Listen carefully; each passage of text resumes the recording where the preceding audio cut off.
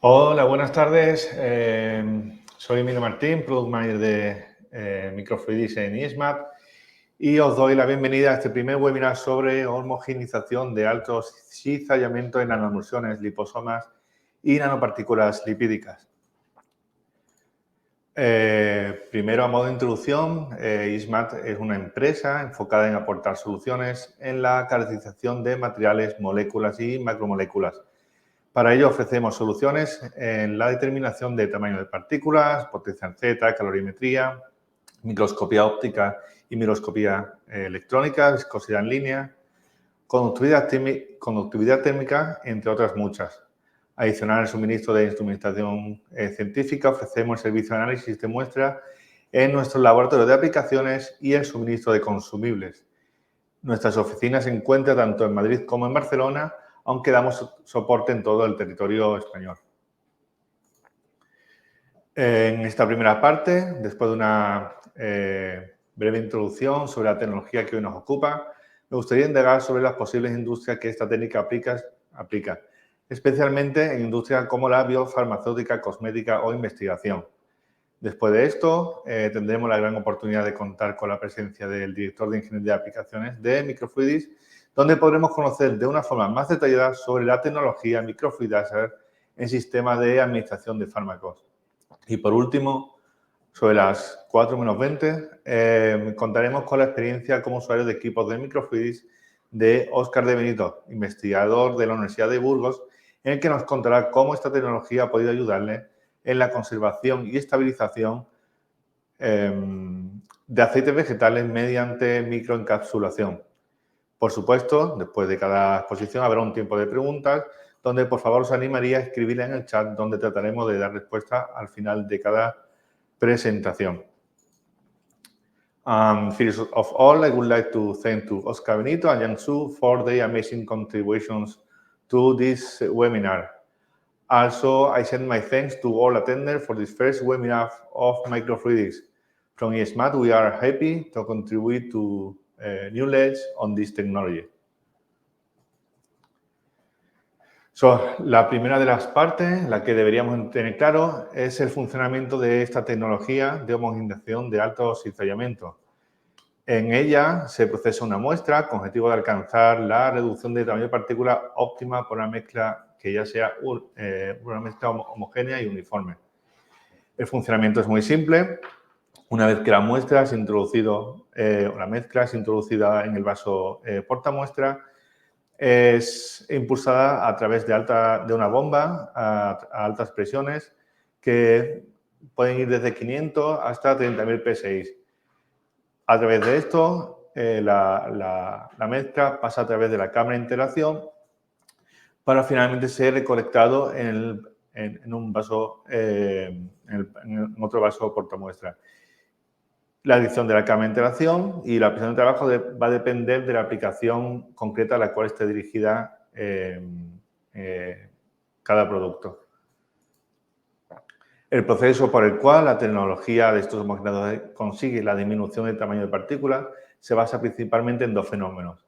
Cizallamiento, por deformación, donde es generado por efecto a la diferencia de velocidades dentro del fluido, o por impacto por fuerza de colisión, que se produce cuando el fluido, que fluye a altas velocidades, de hasta incluso orden de miles de metros por segundo, golpean las paredes de los canales de la cámara y así conseguimos la mejor de los resultados en cuanto a la disminución del tamaño de partículas. Como hemos dicho, para cada aplicación dependerá del tipo de cámara de interacción. Es por esto que la cámara tipo I, con dos zonas de alto impacto, está diseñada para emulsiones, encapsulación o producción de liposomas. En cambio, la cámara tipo Z son ideales para dispersiones o disrupción celular. En cualquiera de ambos casos y para cada aplicación, la correcta elección de la cámara ofrece al usuario la mejor de los resultados. Los equipos de Microfluidics ofrecen resultados óptimos basados en reducción del tamaño de partícula más pequeño, alto cizallamiento, optimización en número de pases, en el que se consigue el mejor de los resultados después de pocos pases. No es necesario procesar la muestra varias veces para conseguir el resultado deseado, distribución de partículas más estrecha y, por último, escalabilidad desde volúmenes pequeños a escala laboratorio a volúmenes más grandes a escala de producción. La gama de productos disponible para abarca diferentes volúmenes y diferentes aplicaciones, ya sea desde escala laboratorio hasta escala de producción, pasando por una escala de piloto. Todos los equipos de microfluidics pueden trabajar hasta 30.000 PSI, trabajo de presión de 30.000 PSI, aunque también en el caso del M10 solamente alcanza hasta 23.000 PSI. En cualquiera de todos los casos, pues se consigue la reducción de tamaño de partículas que deseamos.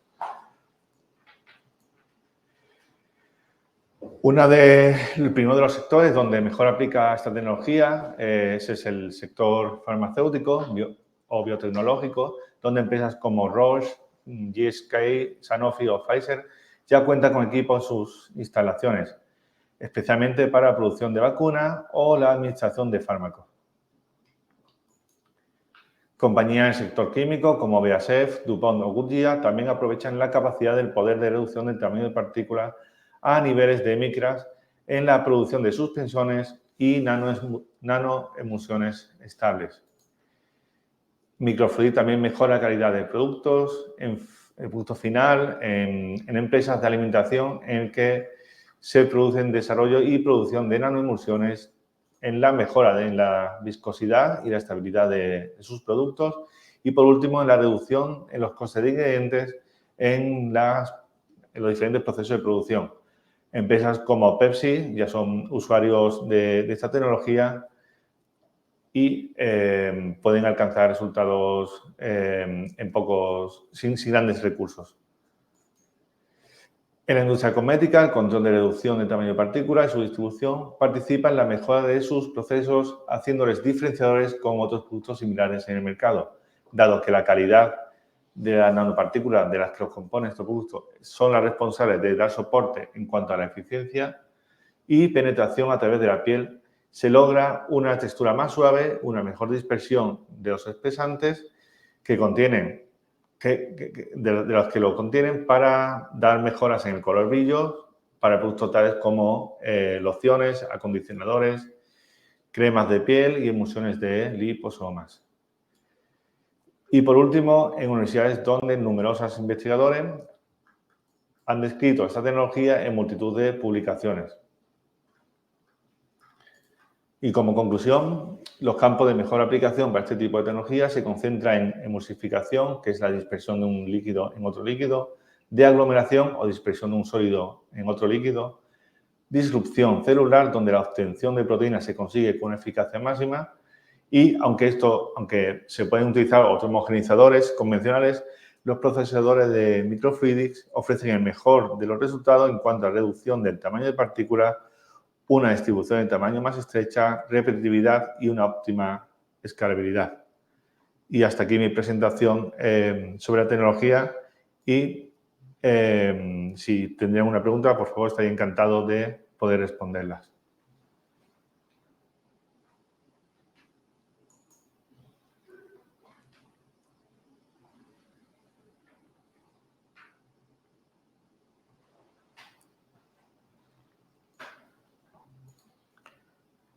Si no hay más preguntas, podríamos pasar al siguiente. Sí, me dicen que sí que hay una pregunta. A ver.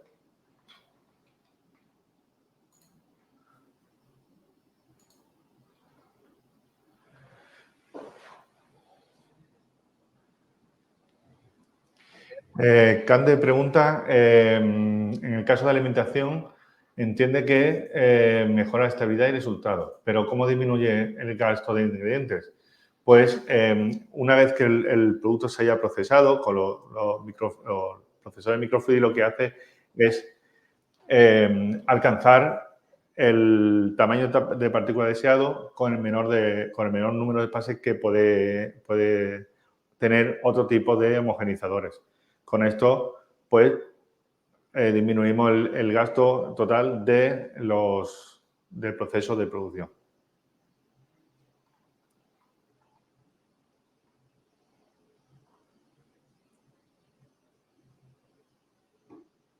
De momento. ¿Alguna otra pregunta antes de pasar a la parte de Jan? Vale.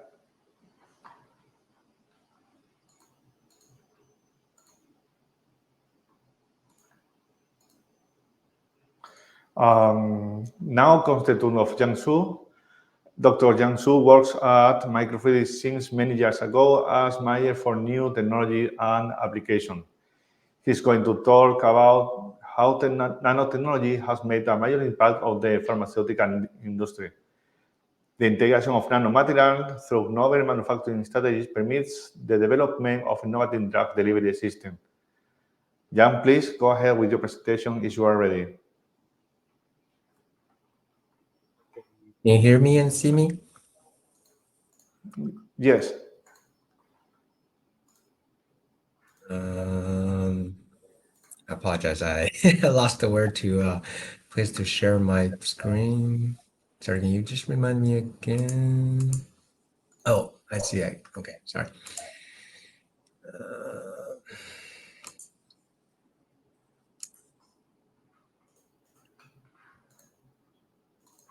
Can you see my screen now? Yes, I see. All right, great. Apologize for the delay. Hello, everyone. My name is Jiang Su. I'd like to thank everyone again for joining this webinar today.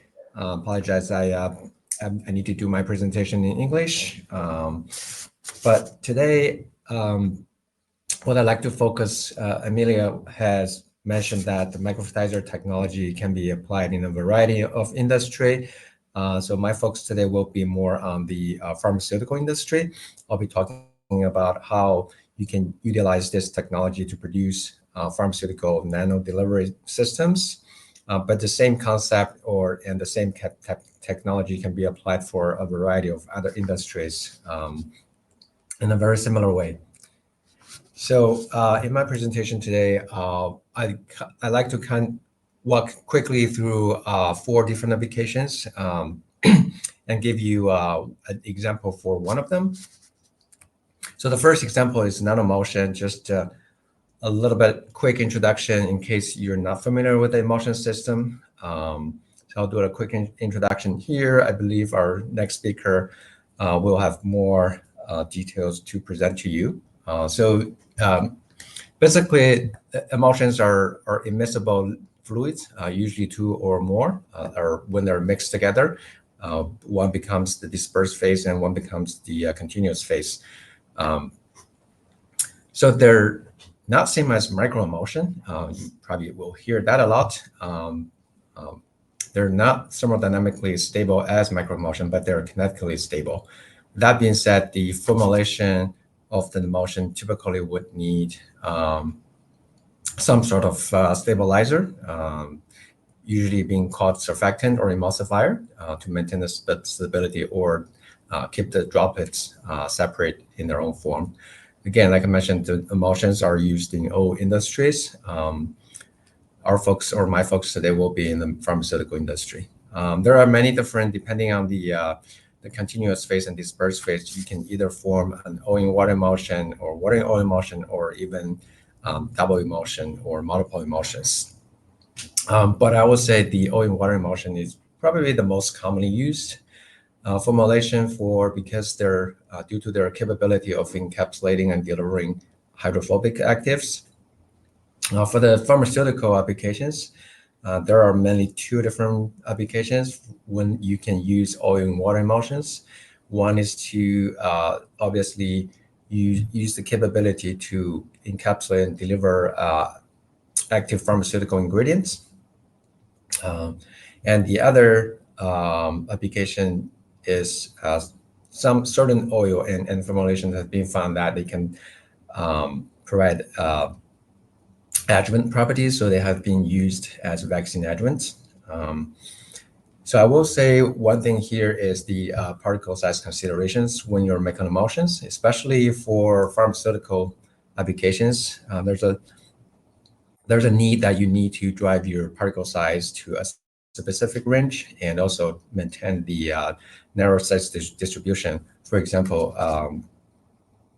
the PFAT5 requirement, which is defined by United States Pharmacopoeia, Chapter 729, as percentage of fat globules residing in the product that larger than 5 microns, so it has that 5 in there, should not exceed 0.05%, because larger size, the fat globules can be trapped in the lungs and livers, and are also an indicator that the emulsions are destabilizing. So this is one consideration, that when you're making this, you need to try to limit that large droplets. Again, the large droplets can also affect the stability, primarily through the outsort ripening phenomena. That means any droplets larger or greater than the micron size range will impact the stability of the product or the emulsion. Last but not least is the a lot of emulsion formulation in pharmaceutical products are either parental emulsions or ophthalmic emulsions. It means they need to be sterilized. So when you can't use terminal sterilization for this product, people usually use sterile filtration, which is a very good alternative and economic way to do this. And obviously, when you do the filtration, the filters used typically have a rated pore size of 0.22 microns or 220 nanometers. That implies your emulsion. The droplet size in the emulsion the majority of the size should be smaller than this to ensure a good filtration process. This slides give you just a quick summary of some of the examples of approved emulsion-based products. Here we have, on the top, we have the parental drugs. We have a few API delivering emulsions, including propofol, Privitant. And then here are a couple examples for vaccine adjuvant. And down here are the ophthalmic emulsions that are being used in clinic. Now move on to a quick case study.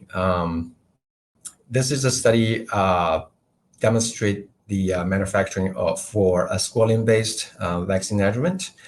This case study also demonstrated the scalability of the microfragile technology, which I will show you on the next slide. So we work with the customer, AAHI, that they are designing a process that are ready for a pandemic response.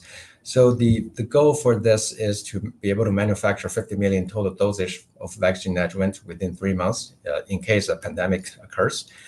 So that after their calculation, they calculate the manufacturing rate will be about 1 million doses daily batch size. So that's the amount, the quantity they need to manufacture. And obviously the criteria or the characterization of the emulsion is the average particle size needs to be less than 100 nanometers. And there are some other physical chemical requirements as well. And obviously it needs to be done in the GMP facility. So when the customer first developed the formulation, the initial formulation uses only 4% of oil, and then they need to do up to 10 passes through the system to be able to meet that particle size requirement. So the first thing before we even try to scaling the process up is to optimize the process. And you can see after optimization, we were able to increase the oil concentration to 30% in this case, and only need 2 passes to meet the final particle size requirement. That means if you do the math, that the optimized process only need a fraction of the time compared to the initial processes. That means you can save a lot on the production time and production cost. So here's final optimize the formulation that when we process it through our pilot scale microfragile processor, you can see the particle size after 1 pass. You are really pretty small, and after 2 passes, we're down to the particle size that required, and you can see the distribution are pretty good too. So we took on this process and scaled up to our production scale machine. So when we scale up, this is a unique way we do this. When we scale up, we actually use what we call the multiple channel designs. So instead of increase the size of a single channel, we actually use the same identical channel, but use multiple of them put into a parallel array. So this way we can ensure our scale up results. So in this case, we scale the process up to our production scale machine, which is the 7250-30, which means the machine is capable of reach 30,000 PSI maximum pressure and have a throughput of around up to 5 liters per minute. So you can see the scale up results matches very well. So the production machine actually generated slightly better results after the first pass, but after the second and third pass, they're almost identical.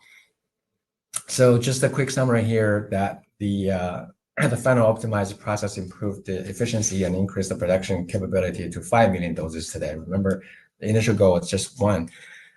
So this means just process 200-liter batch size, and the entire batch can be finished in less than 8 hours, including total processing time. That means preparation, pre-mixing, processing, and filtration step. All right, move on to my next example or application is a liposome. So liposomes are artificial lipid vesicles with a bilayer membrane structure. So you can see here, they typically use phospholipids. The phospholipids usually have a hydrophilic head and a hydrophobic tail. So when you hydrate the lipids, they usually self-assemble into this type of structure with the hydrophilic tails meeting each other, and hydrophobic tails. Hydrophilic heads are facing outward and inward, and so they usually forms a aqueous core here inside. And liposomes are one of the most successful delivery systems currently in clinical use. I'll give you an example after in the next slide.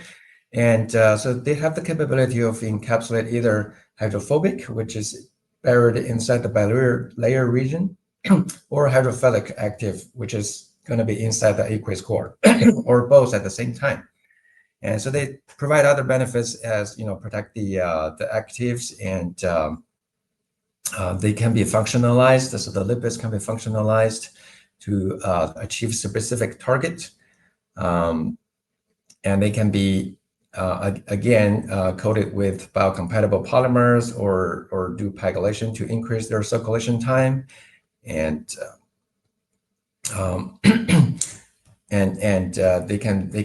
they have a different ways to be able to load the hydrophilic stuff, which I'll show you in the example. So again, for the pharmaceutical applications, liposomes can also be used for deliver or encapsulating and delivering APIs, and they can also be used as vaccine adjuvant. Here again, some examples that shows the approved or liposome products in clinical. We have the parenteral drug delivery, liposome formulations. Some of you may heard about pretty well-known doxorubicin and amphotericin B. Ibuprofen is another one. And here are some examples of the adjuvant. AS01 is the liposomal adjuvant developed by GSK, been used in their malaria and shingles vaccines. There are some other adjuvant formulations are in clinical evaluations as well. So a quick example here shows how to use the system to produce liposome formulations. Another advantage for using the MicFlash technology is to be able to use a solvent-free process.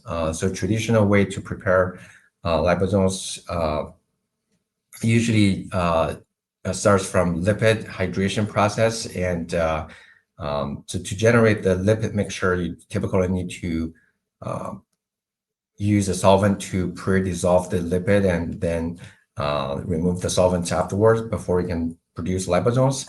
If you use alternative bottom-up technology, that means you have to use solvent throughout your process.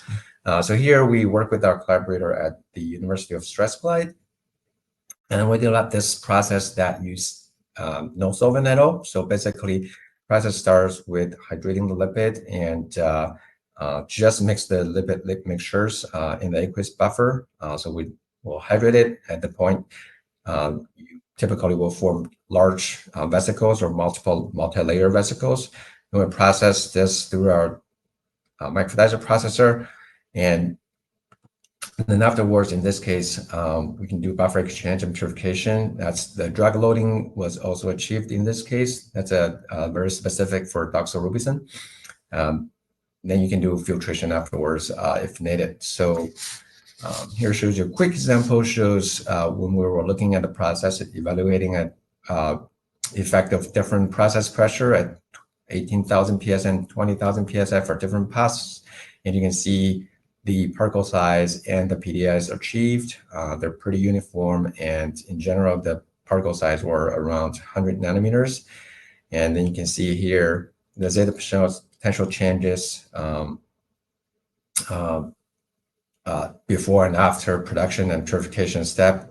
So here, because due to the buffer exchange causes the change for zeta potential, and drug loading was achieved after purification step, and there's no changes in drug loading or particle size during before and after sterilization. So, and you can see the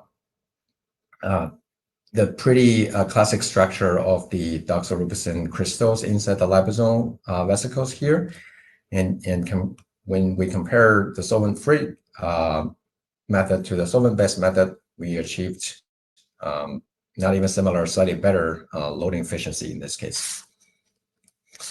All right, quickly move to the next application, which is the lipid nanoparticles. These are, I would say, a newer dealer platform. They're similar to liposomes, but not quite the same because they don't have the lipid, they don't have the aqueous core actually, or the lipid core. But the lipid nanoparticles were developed primarily for encapsulating and delivering genetic materials or biologics. Obviously, everyone probably heard a lot in the past few years that this has becoming very successful during the pandemic. However, I would say there's a current drawback for the LNP formulation is there's with encapsulation of mRNA, there's still a little bit of aqueous phase involved or encapsulated inside that can lead to our mRNA hydrolysis, which is likely the factor that infected the stability of the whole formulation. That is also the reason why the finished product would require a very low temperature frozen storage conditions. So, like I said, everyone is probably very familiar with the couple approved COVID vaccines that utilizing this formulation. So if you use our technology, there are two different ways you can produce the lipid nanoparticles. So you can do a similar one-step encapsulation. That means you can mix your lipid and your nucleic acid, and you process them through our system, and you encapsulate the payload inside the nanoparticles. Or you can use what we call the two-step approach, which can actually provide a few benefits compared to the one-step approach. In this approach, you produce empty vesicles, so you only have your lipids, and you process similarly to process liposomes. You create your empty vesicles, then you add or introduce your nucleic acid afterwards and make a complexation. So some people will say, in the first way, you produce more or less structure than compared to the LNP formulation. On the second ones, it's more like a lipoplex. But the exact structure of in either of them is not very well studied, I would say. So here to give you a quick example of how this can be achieved. So here I showed again with the same collaborator. We showed that encapsulation by either two-step or one-step. Remember, two-step is empty vesicles, then introduce the payload afterwards. You can see in either case, we were able to achieve very similar in terms of particle size, and the zeta potential looks very good because we have to use the cationic lipids in this case to help encapsulating the nucleic acid. Actually, it's DNA in this case. then you can see either way, we achieved almost 100% of loading of the DNA, which is very good. Now move on to my last example.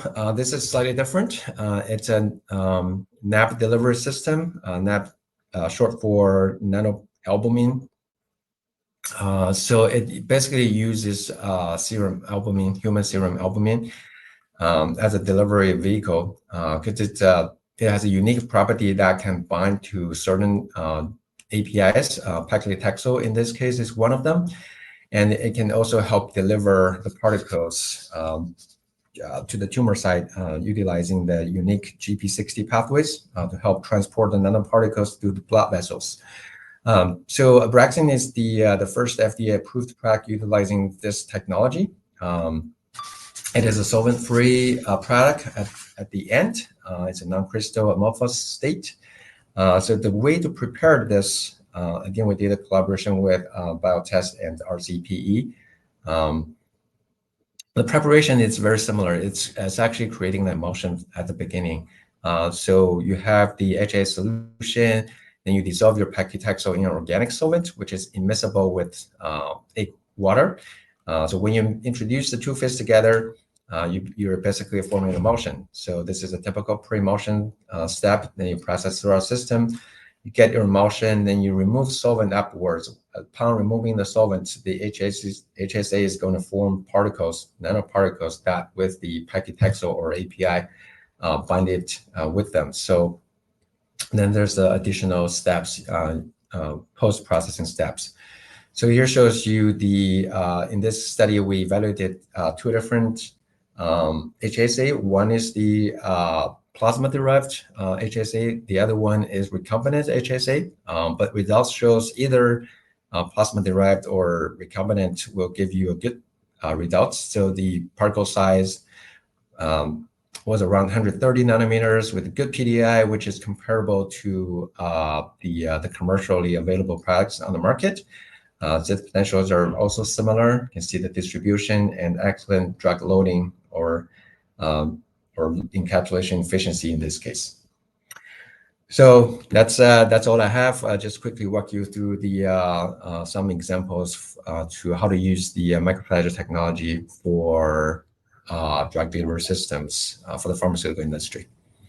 Now I'll give it back to Emilio and our next speaker. Thank you, Jan. If anyone have any question, please feel free to ask to Jan.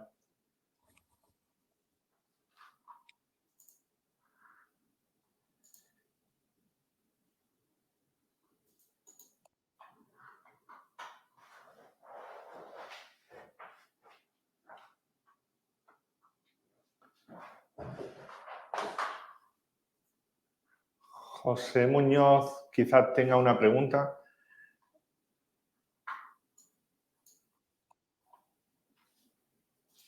Thank you, José.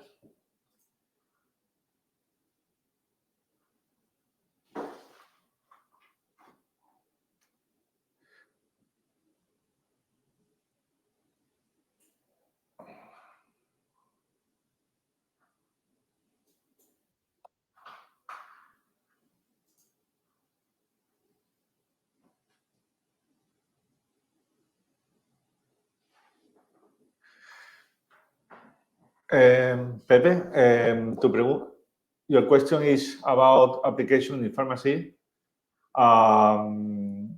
Could you please explain more about your question?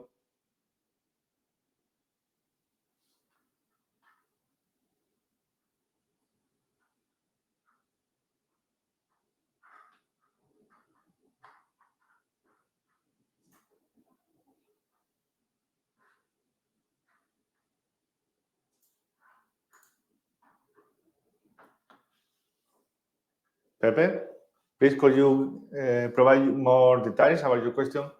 I didn't understand what did you ask?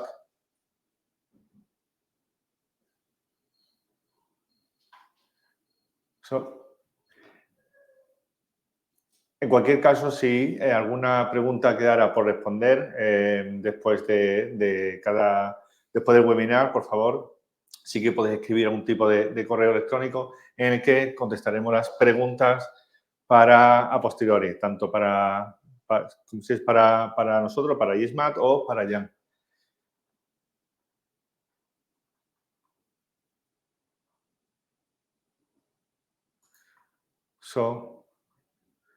Ok. Oscar, por favor, sí.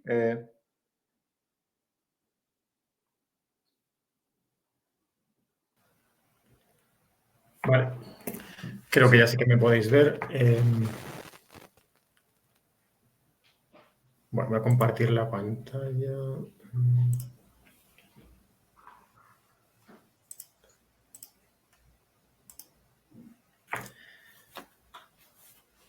Bien, creo que ya podéis ver la pantalla completa. Emilio, ¿me lo puedes confirmar?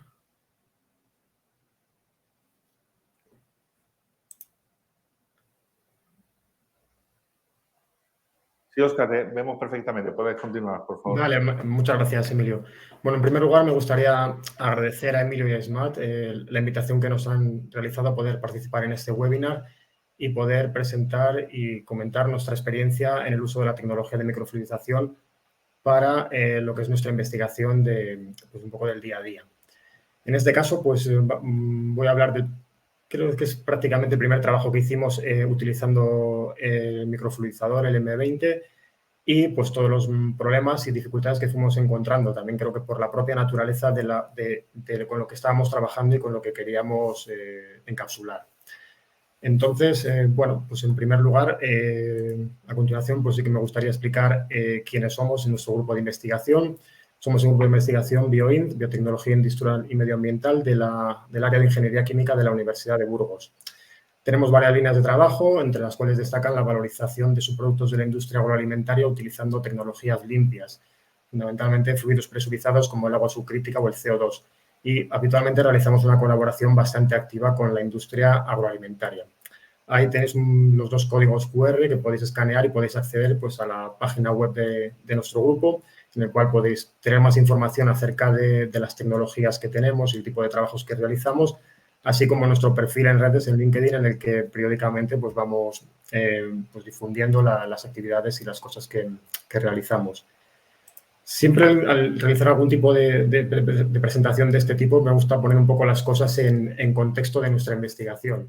Y todo lo que estamos haciendo, lo que voy a presentar en este trabajo está relacionado con nuestra línea de trabajo, que está relacionada a su vez con la transición de economía lineal a circular en la que estamos inmersos, ¿no? En la que tratamos de pasar a un modelo en el que reutilizar y reducir y reciclar todo aquello que podamos. Y en ese sentido, la industria agroalimentaria produce una serie de corrientes excedentarias que tienen compuestos bioactivos valiosos y que de alguna manera queremos recuperar, valorizar, formularlos de la manera adecuada, que puedan ser utilizados como aditivos de alto valor añadido para la industria, fundamentalmente, como os digo, agroalimentaria. En este sentido, hemos realizado este trabajo, ¿no? En lo que tratábamos de valorizar concretamente el salvado de arroz. Aquí estoy indicando que es un excelente candidato por dos razones. En primer lugar, porque es un subproducto industrial producido a gran escala a nivel mundial. Ahí tenemos un dato de cerca de 750 millones de toneladas al año de arroz producidas. Se produce una gran cantidad de salvado de arroz que fundamentalmente se dedica para alimentación animal, a pesar de que tiene un alto contenido en compuestos bioactivos, como pueden ser compuestos fenólicos, tocoferoles, gamma-orizanoles, ácidos grasos insaturados, que hace que todavía pueda tener un valor potencial muy grande y, por tanto, tenemos que ver la manera en la que conseguimos darle valor. Y es precisamente estas virtudes que tiene el salvado de arroz, el aceite de salvado de arroz, verdaderamente son su castigo.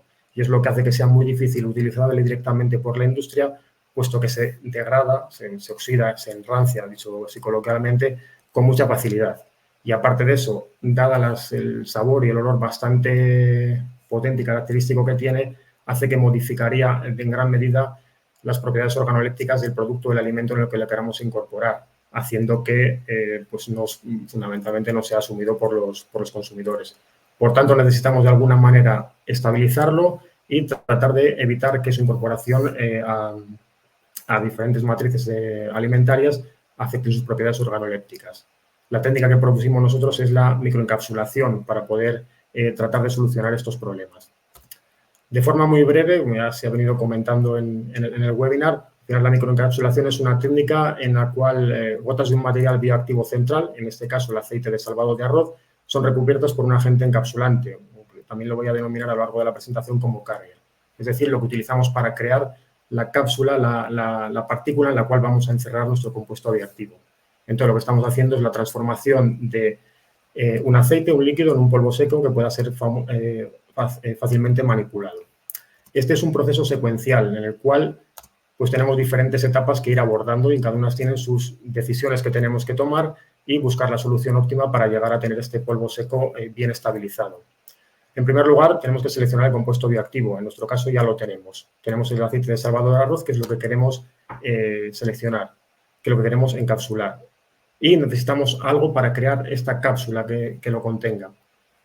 En este caso concreto, como ya más adelante insistiré, pues seleccionamos proteínas vegetales, concretamente proteína de guisante, que es un material que no hemos encontrado en literatura que se hubiera trabajado mucho, pero que por contacto con la industria agroalimentaria pues tiene bastante potencial el poder utilizar proteínas para hacer estos encapsulados.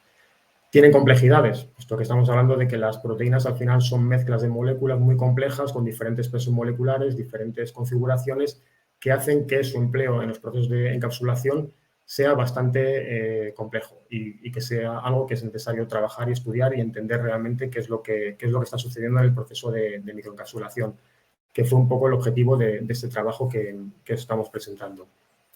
La segunda etapa implica la formación de la emulsión. Aquí tenemos que realizar una serie de selección de parámetros para poder llegar a unas condiciones óptimas de tamaño de gota de la emulsión y que tenga una estabilidad con el tiempo.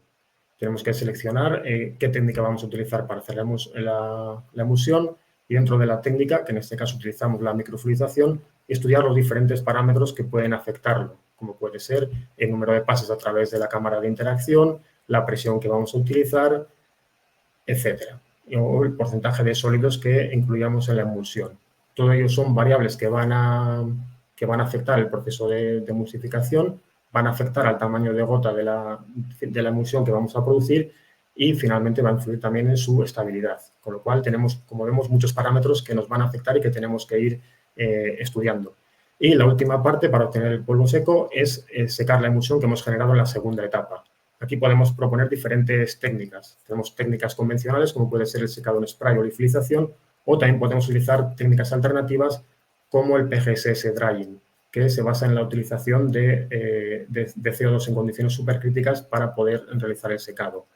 PGSS es el acrónimo de Particles from Gas Saturated Solutions y lo tenemos es un equipo del cual disponemos en nuestro laboratorio. Con lo cual, al final, la emulsión la secamos mediante 3 procedimientos diferentes y comparamos las características que el polvo seco al que llegábamos tenía.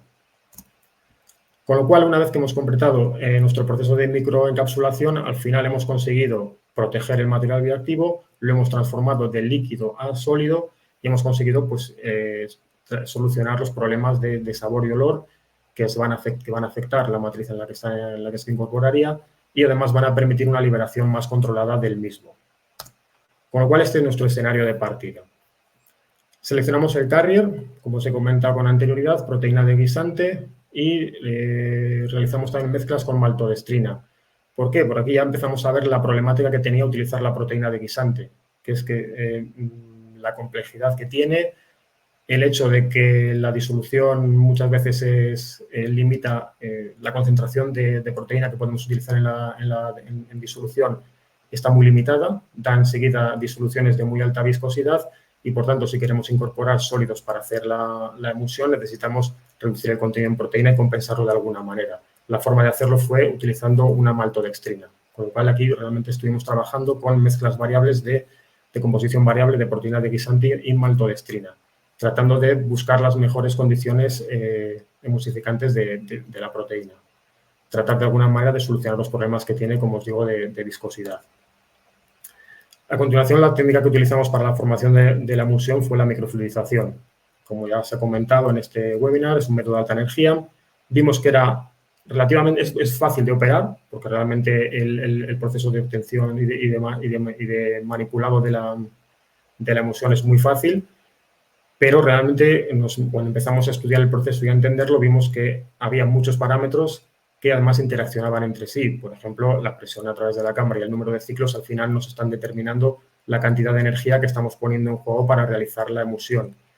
Pero tiene otra serie de ventajas, como que es una tecnología escalable, permite mucha flexibilidad en cuanto al tipo de materiales que podemos utilizar y podemos trabajar a partir de gran cantidad de materiales, con lo cual vale la pena hacer el esfuerzo de estudiar el proceso de homogenización por las ventajas que él mismo proponía. Con lo cual ya tenemos todo ya para empezar a hacer el estudio. Tenemos nuestra fase orgánica, que es el aceite de salvado de arroz, que no lo he dicho, pero es un aceite de salvado de arroz que extrajimos con CO2 en condiciones supercríticas, como alternativa a procesos habituales de obtención de aceites, como puede ser por prensado en frío, que ya también nos da diferencias en cuanto a la composición del propio aceite de salvado de arroz, que es mucho más rico en compuestos bioactivos cuando lo extraemos con esta otra tecnología. Seleccionamos el carrier, como he dicho, mezclas de proteína de guisante y maltodextrina, y la fase acuosa en la que estábamos trabajando, agua, por supuesto. Para realizar el estudio de la emulsificación, lo primero que hicimos fue un screening de condiciones. Lo primero que hicimos fue seleccionar unas condiciones de operación, un rango de condiciones más o menos intermedio a lo que queríamos estudiar, y ver cómo evolucionaba el tamaño de gota con los diferentes pasadas a través de nuestro equipo de nuestra cámara de homogenización. Interesante destacar que trabajamos a una presión aproximadamente de 105 megapascal, una mezcla proteína maltodextrina 70-30, una relación carrier a aceite de 3 y trabajamos con un 15% de sólidos en la emulsión. Y vimos que esta era nuestra macroemulsión inicial, la que introdujimos ya por primera vez en el microfluidizador. Tras la primera pasada, como podemos ver, vemos que hemos pasado a tenemos una multidispersión, tenemos 3 familias diferentes, pero ya empezamos a tener una familia de gotas mayoritariamente centradas en torno a 150 nanómetros aproximadamente.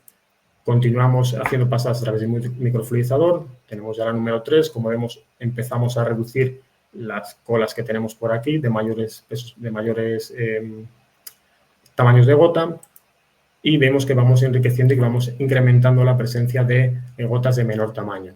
Así trabajamos hasta 7 y 8 pases y finalmente vimos que llegábamos a tamaños promedio de 250 nanómetros, y si pasábamos a 8 pases, pues reducíamos un poquito hasta 230 nanómetros.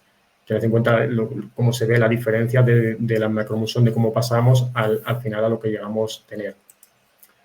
Con todo, ya con esta información ya procedimos a plantear una experimentación de optimización, en la cual ya estudiamos ya el efecto propiamente de las diferentes variables de operación, que fueron en este caso la presión, trabajando entre 60 y 150 megapascal, mezclas de proteína guisante y maltodextrina que iban de un 50-50 hasta un 90% de proteína y 10% de maltodextrina, y variamos también la relación carrier-aceite entre 2 y 4.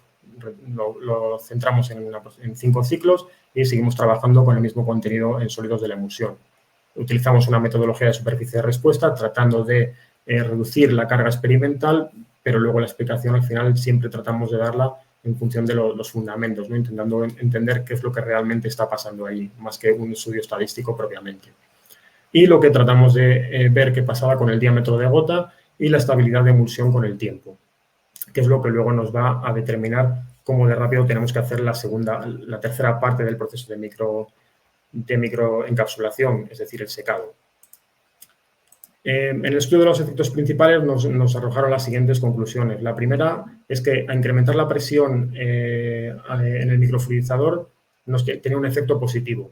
Vemos que, de forma general, al aumentar la presión estamos disminuyendo el tamaño de gota hasta un determinado momento en el que, como vemos, comienza de nuevo a incrementarse el tamaño de gota, con lo cual pueden estar produciendo fenómenos de coalescencia que están haciendo que las partículas comiencen a agregarse y a incrementar su diámetro promedio.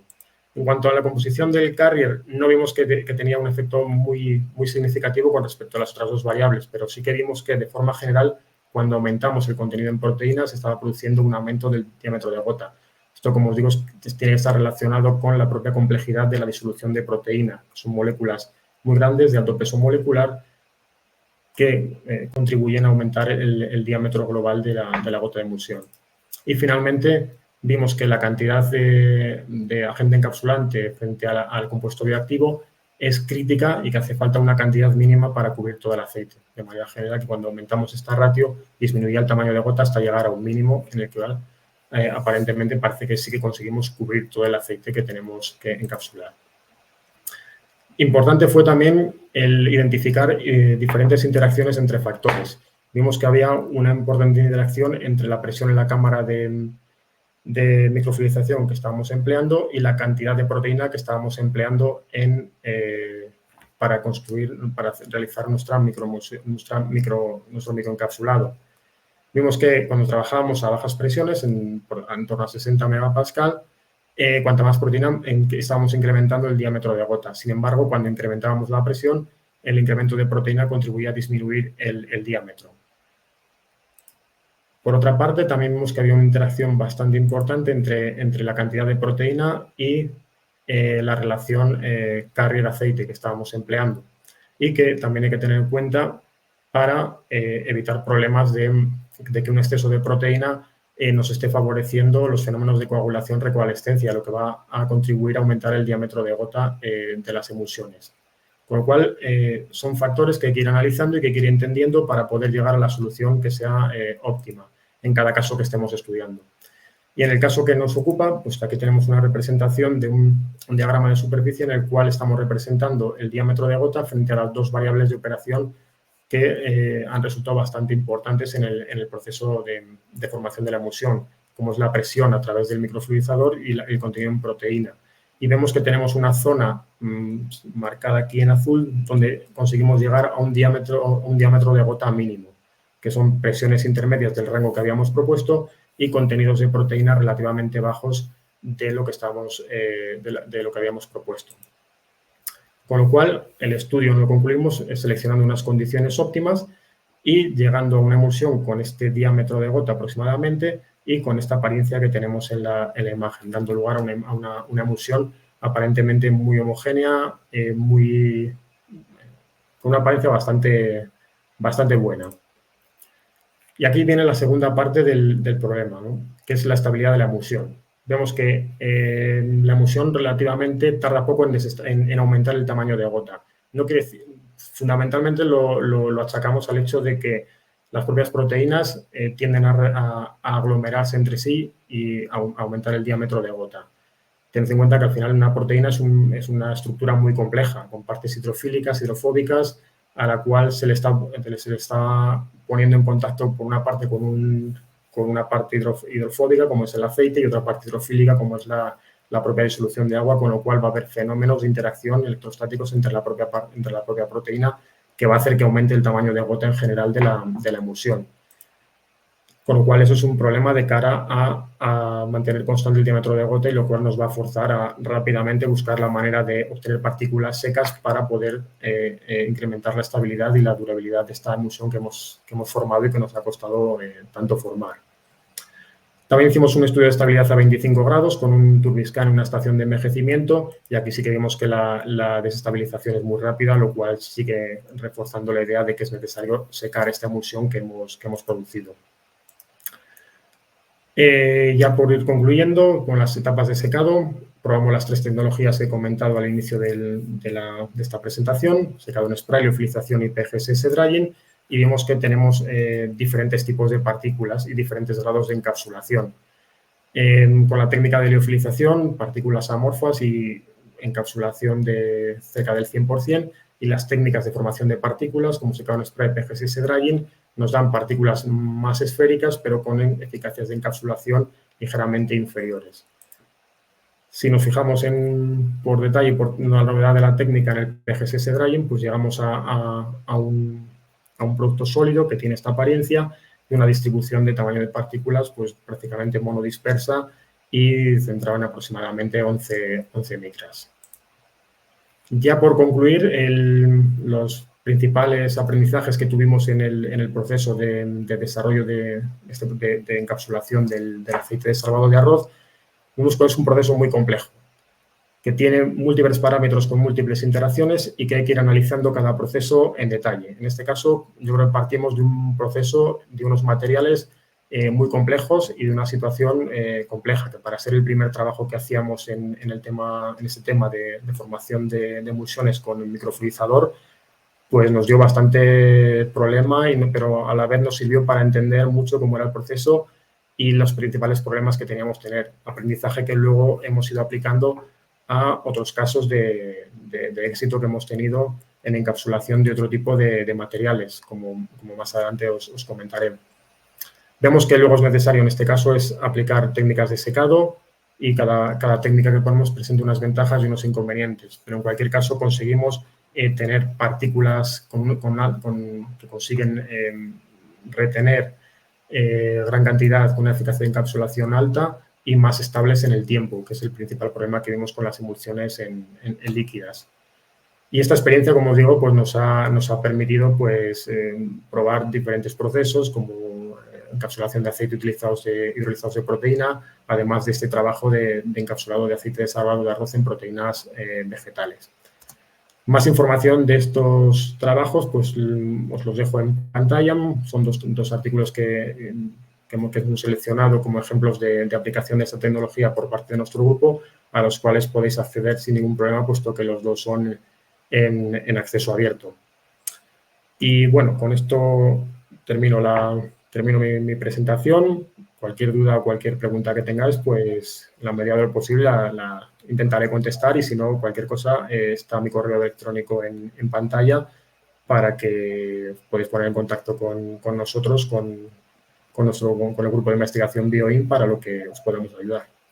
Muchas gracias. Gracias, Óscar. Ha sido muy interesante ver, ¿no?, cómo la tecnología por el microfluidic pues sí que ayuda no solamente en la industria farmacéutica o, como hemos comentado, cosméticos, sino también a sacar publicaciones e investigaciones nuevas. Sí que, antes que os pido disculpas, no se me pasaron por un problema técnico responder las preguntas. Y Jan, please, if you want to connect again, I will ask you two questions. So José Muñoz asked how far is safe using A30 chamber without APM after that?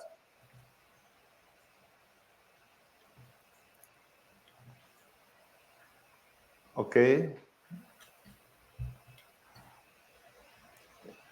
Wait a second. I intend to help you, Jan.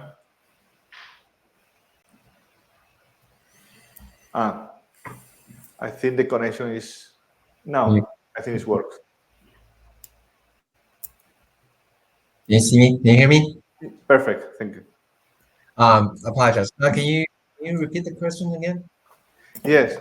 José Muñoz asked he works with aggregation and with vegetable fibers, and he asks how far is safe using A30 chamber without APM after that.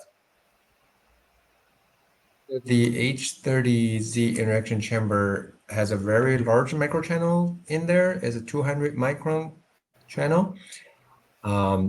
Yeah, so that interaction chamber alone typically would be used for a low shear, low pressure application. If an APM is needed, APM is auxiliary processing module. If it's needed, we would probably use a H230Z, which is a 400 micron interaction chamber for that. Okay, thank you. Does this answer the question? And Javier Vega asked about which department we should look for present our product. Maybe R&D department or some else. Yeah, question for me? Yes.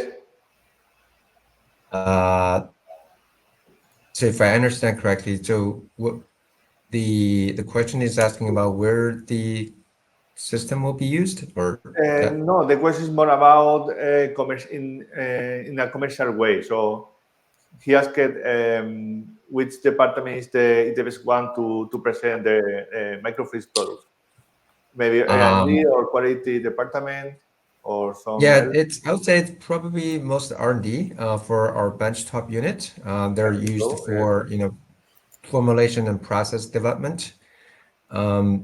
Yeah, like I mentioned, we have a lot of applications in pharmaceutical industry. So we have a lot of customer in the industry use our larger scale system to produce product.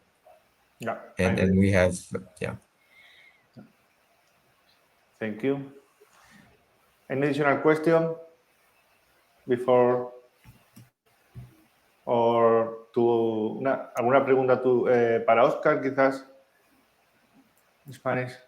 En cualquier caso, si hubiera alguna pregunta que a posteriori se ocurriera, seguro en ISMAT estaremos encantados de poder responderla. También recordaros que podéis encontrar la grabación de este webinar en nuestra página web de ISMAT a partir de mañana viernes. Así que, en cualquier caso, podéis contactarnos, escribir un correo y con muchísimo gusto pues, contestaremos. Thank you, Jan. Thank you, Oscar, for your amazing presentation. Yes, we stay in touch. Thank you.